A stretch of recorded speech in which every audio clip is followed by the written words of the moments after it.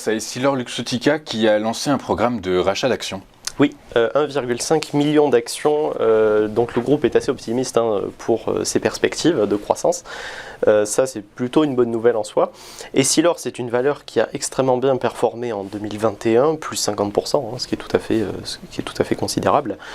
Mais depuis le 1er janvier, on baisse de 6%. Donc ça a tendance à remettre un peu en cause la tendance qu'on observe.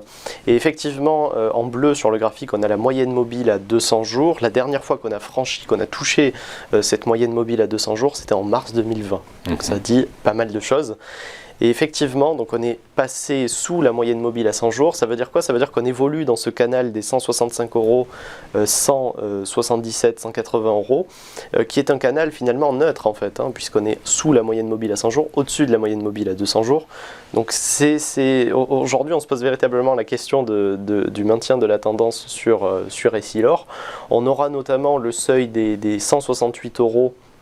Là, on a franchi le seuil à 38,2%. Donc, on aura ce seuil à surveiller. De toute manière, le plus fort support est à 165 € à peu près. On a eu une dégradation des perspectives depuis le début d'année sur Essilor, mais ça reste encore une fois des mouvements de court terme, parce qu'à long terme, il faut rappeler que le chiffre d'affaires sur le troisième trimestre 2021, le chiffre d'affaires d'Essilor était en hausse de plus de 30% par rapport Le chiffre d'affaires 2021 2021, tout à fait, troisième trimestre, était en hausse de plus de 30%. Par rapport à 2019. Après, la compagnie reste un peu en termes de PER, donc de valorisation, de cherté. Reste un peu élevée par rapport aux autres valeurs du CAC 40, on est autour de 33, donc on peut se dire que effectivement c'est un petit retracement par rapport au CAC 40 dans son ensemble en fait. Donc Essilor, évidemment, en tout cas la compagnie reste optimiste à long terme, avec un rachat de plus de 1,5 million d'actions, notamment pour ses partenaires sociaux, toutes ces choses.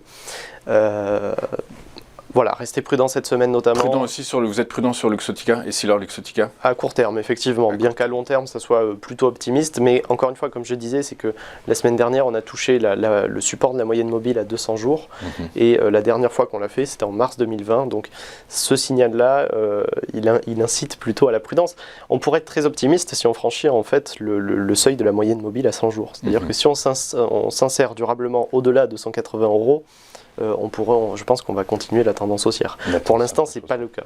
Donc, Ok, très clair. Je rappelle qu'Essilor publiera ses résultats de l'exercice 2021 le 11 mars, donc ça pourrait être un catalyseur. A priori, le T3 est bon. Tout à fait. L'exercice 2021 devrait être de bonne facture. Il devrait être en principe plutôt favorable, effectivement. Après, je pense pas qu'on ait autant de croissance qu'en 2021.